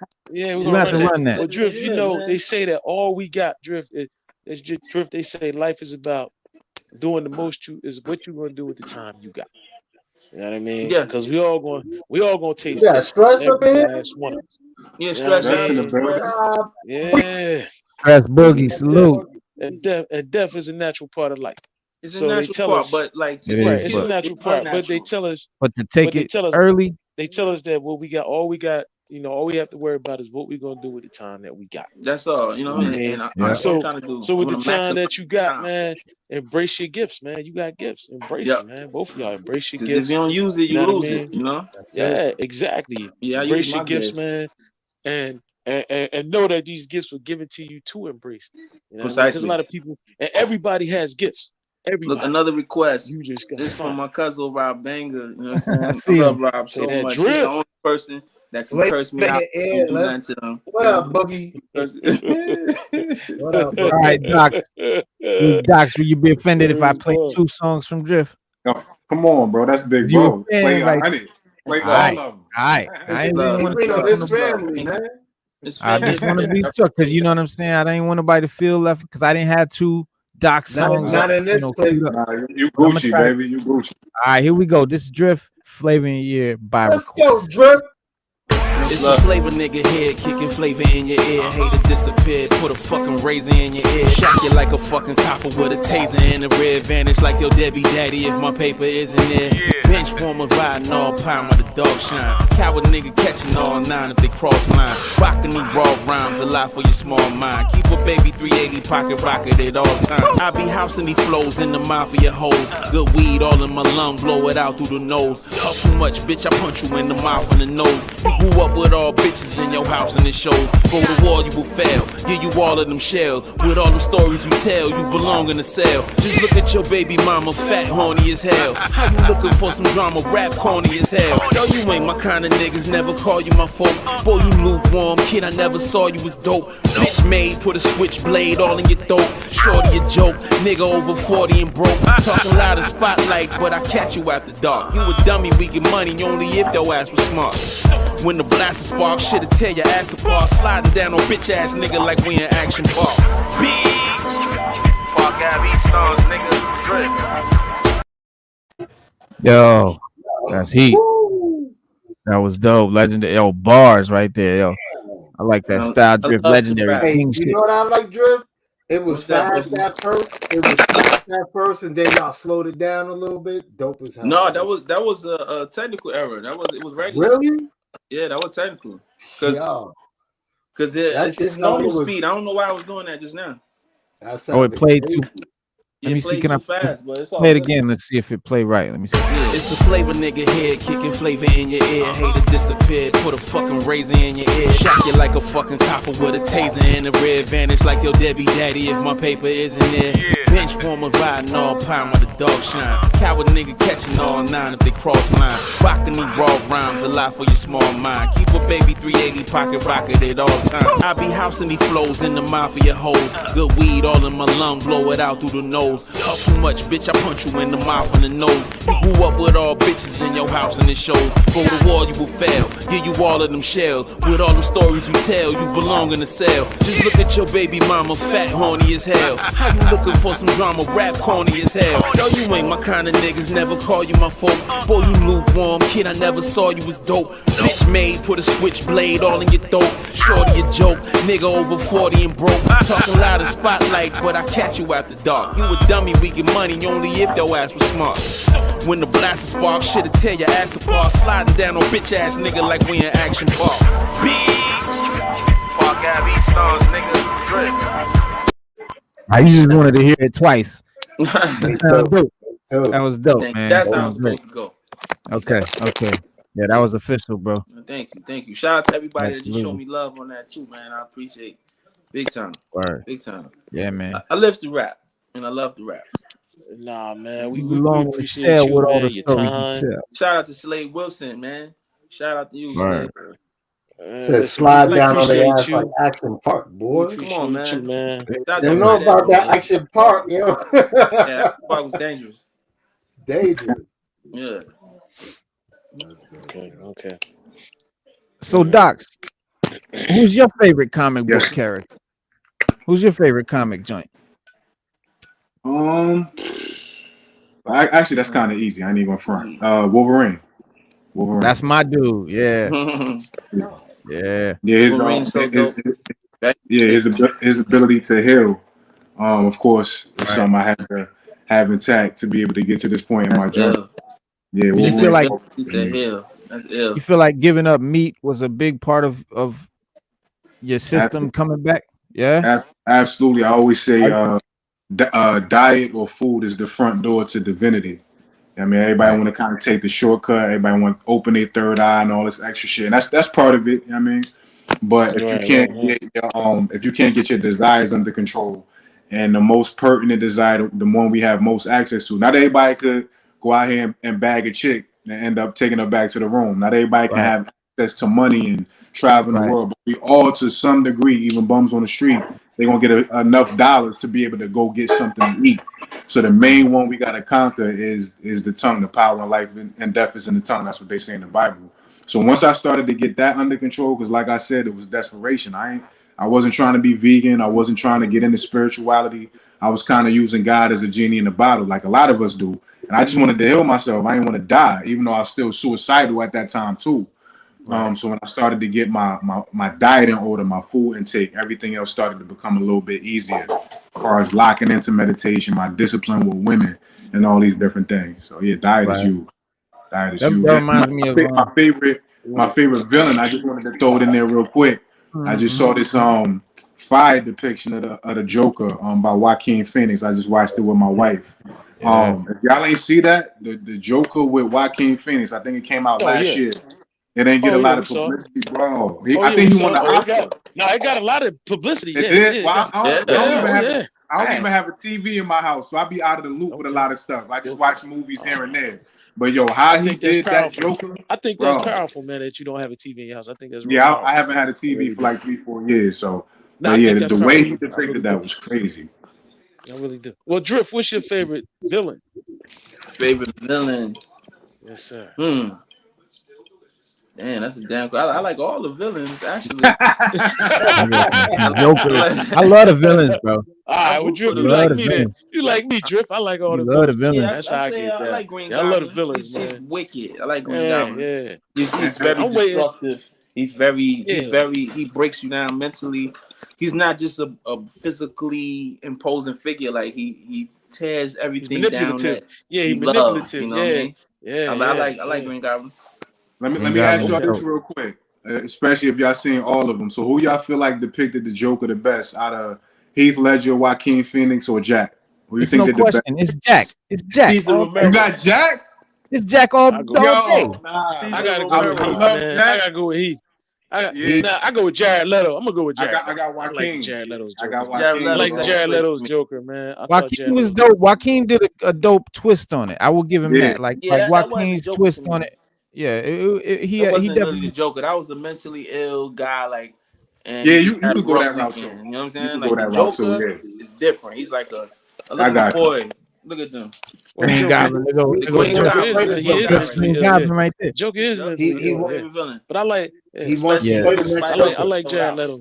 Jared Leto's Joker did it for me. And Jared Leto's Joker. Okay. Jared Leto number 2 to me. Cesar Romero number 1. My favorite Batman is Ben Affleck. Batfleck. My favorite Batman is Keaton. Thank you. I don't know, man. It's all the time, man. For me, this Batman '89, man. It's the Keaton. Batman. Nicholson Joker. He's number 2. I'll give him number 2, but Keaton. Batfleck is number 1 to me. And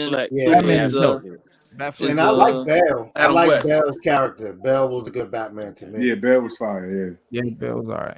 Yeah. Bale was like a cop. I like that rendition. But Adam West always gonna be the top Batman. Adam West. That's my first introduction to Batman. Yeah. He was doing the Watusi in the comic. When he was doing the bat dance, the Joker was his. Word. I own the box DVD set, right? So I'm watching. As a kid, I saw all of them. So I'm watching like the extras, right? So they were interviewing him and they asked him about when he did the bat dance, and they said, how'd you guys come up with that? He said, I'm gonna be honest with you. He said, I'm not gonna tell a lie. He said, I made it up as I was going along, and they just kept filming it. He said, I was just doing whatever came. He said, if you look, I'm freestyling it. He said, he said, we went back and looked at it, and they was like, keep it. And that was that's cool. You know what I mean? Hell yeah. Cool. He was still a detective, and he still punch you in the face. But yeah, he said, what's that? Oh yeah, yeah. That's how Batman got down, man. I'm really loving the news DC comics, man. I'm loving the Flashpoint right now. The Flashpoint. Flashpoint's dope. Thomas Wayne. That's dope. Batman. I like Thomas Wayne. Yeah, that's an ill concept. And then his wife was the Joker in the Flashpoint universe. That's ill. Yeah, his wife. Just know what's up. I like stuff like that. You know, wait a minute, Drip. Hold up. For somebody who don't like DC, that's comics, DC. Yeah, I know. DC, but Batman DC don't comic count. knowledge around here, my man. You got a lot of DC comic knowledge around here. I was not a DC fan, but I still knew all about Batman. Like a lot of people fuck with Batman, don't really know nothing else about DC. That's not uncommon. You know what I'm saying? That's not uncommon, but man, I dive deep in the DC universe with you. I know that's your joint. DC is your joint. I'd take you down a rabbit hole when it comes. Well, Flashpoint is one of the greatest stories that's ever been told in DC. That's an ill twist. It is. Hush is another one. Batman Hush. Well, no, I say number 2. I say that's number. Yeah, I say that's number. But I say the best one I ever read.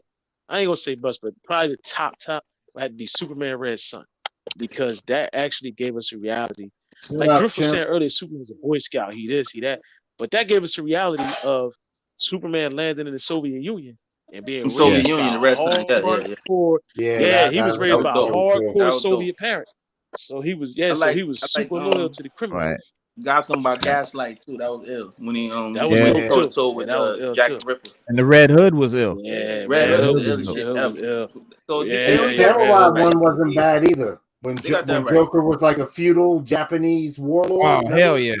Yeah, Batman Ninja. Batman. Joker basically ran Japan, right, Reno? Yeah, he was like the warlord, the Shogun.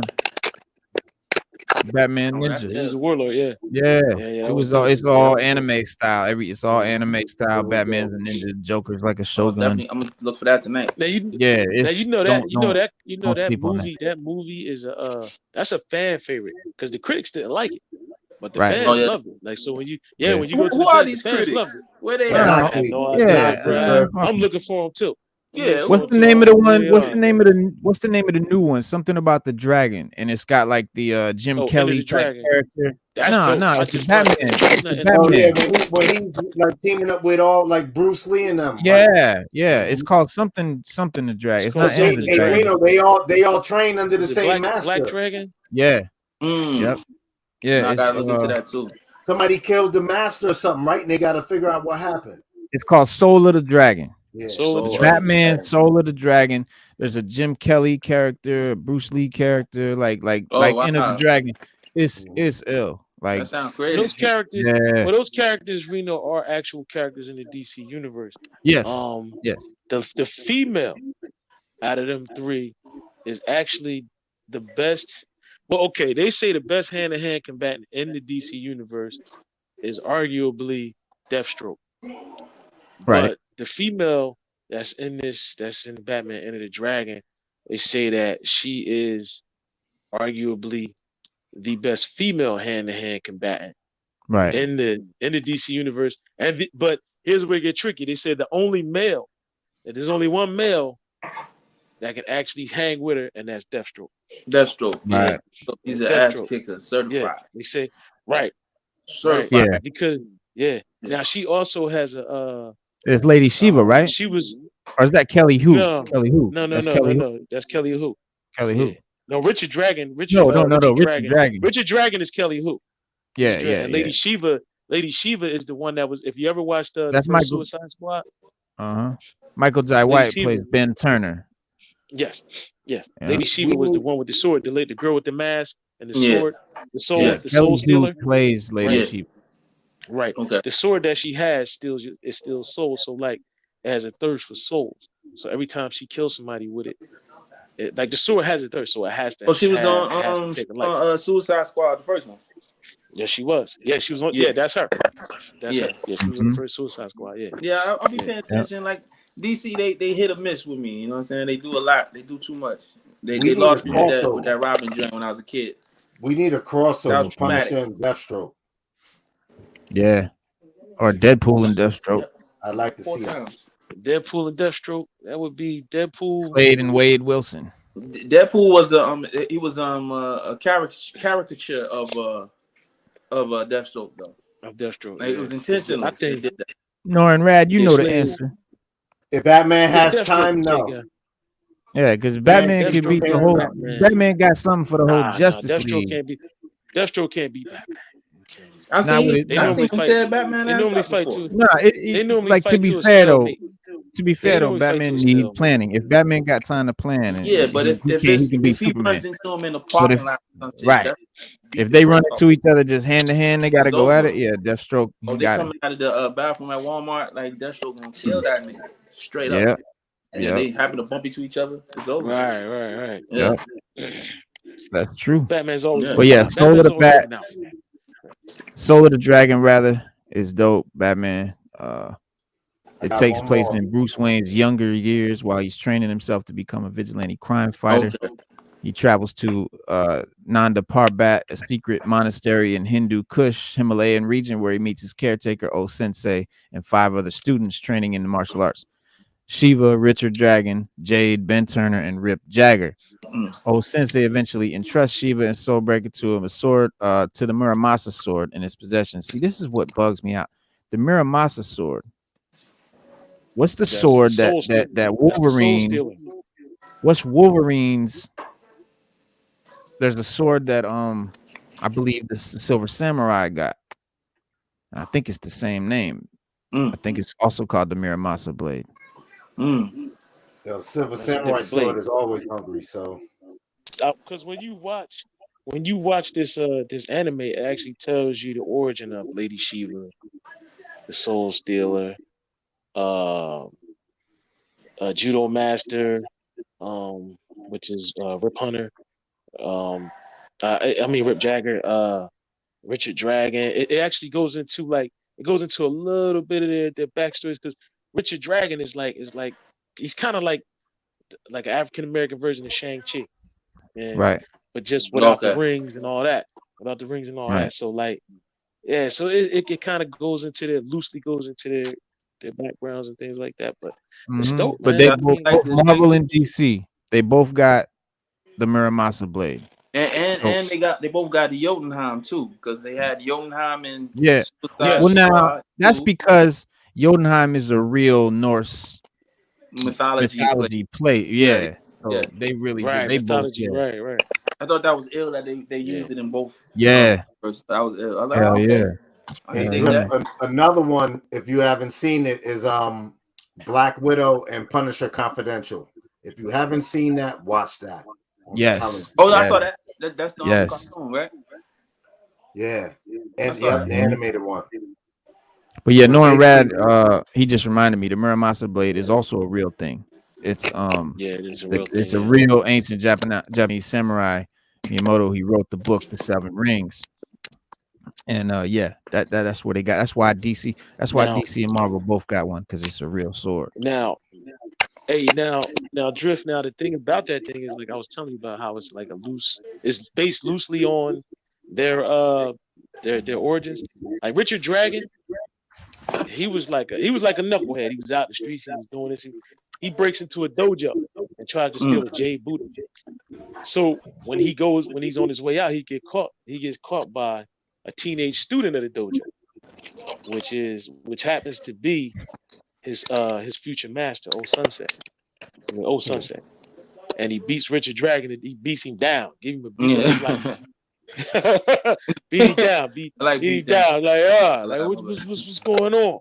Beat him down, and that's how in the comics. That's how he became to get trained by O Sunset. No, makes sense. But makes sense. Yeah. All right, so I know, Dox. I know you gotta go, right? Yeah, I gotta head out soon. Yep. That's what's up, man. But yeah, this was a great show, man. I appreciate y'all for coming, man. It was a privilege. Thank you. We definitely would love to have y'all back. It was a privilege. Yeah, Dox. Yeah, y'all gotta stay in touch, man. Y'all gotta stay in touch, man. I gotta put y'all in touch with some important people, man. So, you gotta get on Instagram, man. Just give me the word. On IG. On IG. Where y'all at? I know Jeff is in LA. Where's everybody else at? I'm in VA. I'm in VA. Okay. I'm in Jersey with y'all, man. Doing I'm in Jersey with y'all. Yeah. What part of VA? You know where Norfolk at, right? Yeah. I don't know how far that is from. I know my parents. I be taking my son out there to chill with my parents. They in Williamsburg. How far is that from Norfolk? Williamsburg is not that far from me at all. Okay. Not at all. I'm definitely next time I'm out there. For sure, absolutely. Well, y'all hang around a second, man. After I shut the thing down, I wish you could pass me some of that shit you Yeah, I do. I wish I could. I know. My lady she took care of the screen. Yo, and to Mrs. Dox, man, I hope we made you proud.